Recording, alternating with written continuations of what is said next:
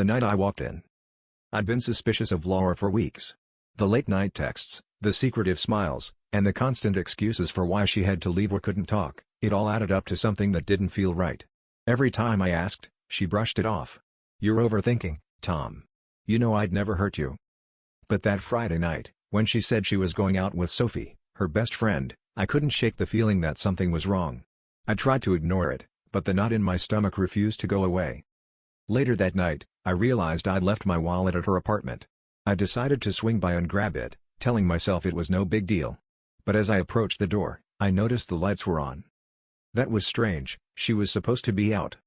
I let myself in and immediately heard faint music coming from the bedroom. And then, laughter. I walked down the hallway, my heart pounding in my chest. I knew I was about to see something that would change everything. When I pushed the door open, my world shattered. Laura was in bed, completely topless, tangled in the sheets with another man. Her hair was a mess, her face flushed, and the guy next to her, some stranger, was just as disheveled. Her eyes widened in shock when she saw me. "Tom," she gasped, scrambling to grab the sheet and cover herself. The guy didn't even bother to move, just leaned back and stared at me like he didn't have a care in the world. "What the hell is this?" I demanded, my voice shaking with a mix of anger and betrayal.